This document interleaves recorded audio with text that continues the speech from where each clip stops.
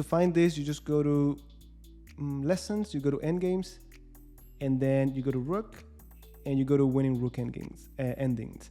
So feel free to do it. Let me know after if you did it. All right, so I'm just gonna go through this, read from the book, and I think I remember a lot of the ideas, but I'm pretty sure if I get to do it, just like we just did, I'm gonna mess it up. So first thing that you're gonna read here is h4, and of course the idea is to find a way to use this pawns as shelter. This rook is gonna try to hit me from behind, I hide over here, and if they try to hit me from the side, I just hide behind that g pawn. So very important to have the g pawn as it is. Now they have king g6. Now we have rook e4, just trying to keep this rook at margin, just trying to bring the king over.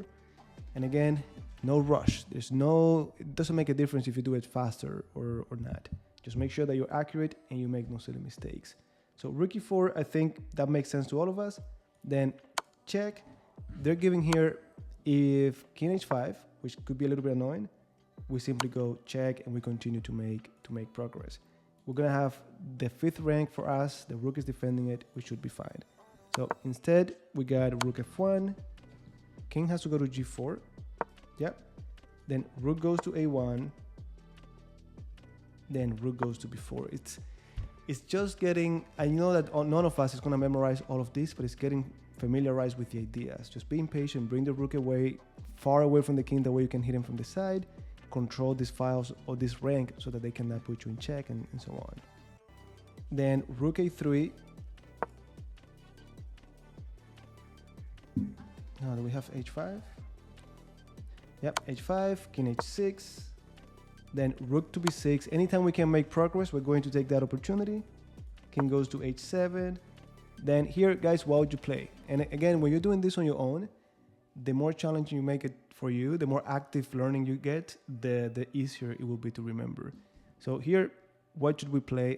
King h4, there we go. And we have the pawn as shelter. So king h4, if we go to g5, we gotta remember the annoying checks. So king h4, perfect, king h4. Cha-cha-cha. Of course, rook c3, g4, then rook goes to c5, and rook goes to f6. Now, very important, I remember this, very important idea. How do I make progress from here, right? g5, they're gonna hit me with the checks. Coming around is not gonna make any difference. So the winning plan at this stage is rook f6. Why? Because I wanna play f5. Don't forget, if this goes to king and pawn endgame, it is an easy win. We have 2 extra pawns. Okay, good question. Why not rook b7? Yeah, so rook f6. I guess they're giving this option because you get to familiarize yourself with this plan, but this does it too. Yeah, rook b7 does it. Okay, so we got rook b7 give you plus 11, h6, rook b4, rook f6. Still winning by a lot. So rook f6, king g7, and now rook f5. Just collecting that or claiming that rank, the way the king can get involved. Now rook f5, rook c4, king g5, rook a4, rook goes to b5. Again, once I claim this file or this rank, I go far, the way I can hit the king from the side. So rook c4, h6. I think it's gonna be the same thing, Momo, same ideas. King h7, rook b7 now, king g8, of course, then king h5 to let the pawn come over. If we just go down, they're gonna put us, well, we lose the pawn, but we also have these checks. So king h5 so that the pawn can go. Oh yeah. Rook a5. Okay, and now this is the critical moment. Let me actually turn this off. This is a critical moment in this endgame. This is what I remembered of all of the things. I remembered messing this up many times with moves like h7, because then they go into this position and it's gonna be a stalemate. Let me see if this is what I'm talking. You see, all the way to point 25, 0.15. So the point is that if I did a move like, I don't know, something that makes sense, something like this, I already have stalemate. So I go check. If you block, happy to give you the rook because of the stalemate. So that's the one thing I never forgot. If you go up, I even have these moves. And the thing is that this puts the king in stalemate. So they're just happy to give you the rook. You go away, give you the rook, take my rook, and it's gonna be stalemate. So that's one thing I never forgot. You shouldn't forget either. And we're learning both from the attacking side and the defensive side. But anyways, going back, after rook a5, they're given the powerful move, rook e7. Little details, little details. Okay, you got it. Let me go back. So here they're giving rook e7. If we go instead with a very natural check, then king goes in here, and this by itself is keeping this king in stalemate position. It's not stalemate because the rook is around. So now I'm dying to give you my rook. Whatever you do, if you do nothing, like let's say you do something, if you go check, I take the pawn. If you do something like this in itself is stalemate. That's it. If instead you do something like king here, well, check, and again, just trying to give you that rook, okay? So you don't do the h7, instead rook e7, and the idea is that now I'm going to do like in Lucina, king g6, you put me in check, king f5, check again, I go to f6, check, and then I get to do the bridge, or just block with the rook. So rook e7 is indeed the move. Rook b5. Now I could block right here, but I want to do it, get the king as close as possible. And then this is just completely winning. This is just completely winning. Yeah, side bridge. Side bridge.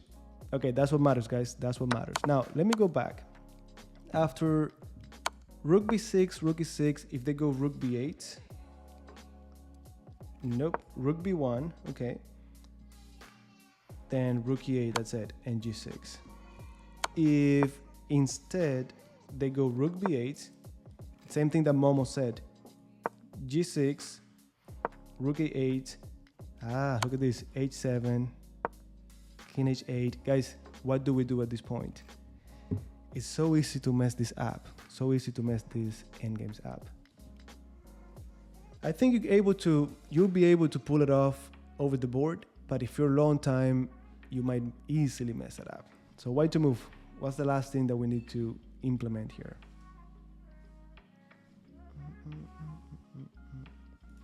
Momo, you're on fire. That's it. King g5, king h6, and then checkmate. So king g5, check, and there's no check, and we're throwing into play g7. If they go around, I don't know. This is mate, there's nothing they could do. Actually, more like this.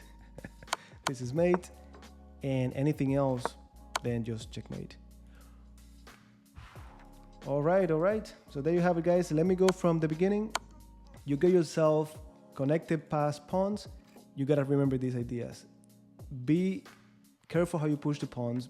Make sure that you're gonna use one of the pawns as shelter, so you could hide on this side from side checks or in front. Use the rook to help you out. Don't get too happy and leave the king alone, because then this annoying checks could be draw. Always pay attention to the resulting king and pawn endgames that you could get. Rook always far, that way you can hit the king, otherwise they could attack you right away. Check, make progress, get out of the way, use this pawn as shelter. And of course you could use these pawns, you could shift everything a few files to the center, and it's gonna be the same technique. I think in these endgames, they put these specific pawns because it becomes even more problematic with the rook pawn. Remember, king and rook pawn could be an easy draw, so we gotta be careful with that. It was rook f6, another plan that, I remembered, just to claim that rank, then go far again, that way you can hit him. Check, and then I hide. There we go. Check, we said this is bad, this is gonna be stalemate, so instead rook e7, same idea to claim the file, right, or the bridge. There we go, and then finally, if they go here, rook b8, we gotta go around. Oof. Complicated, guys, complicated. That's why we're doing this.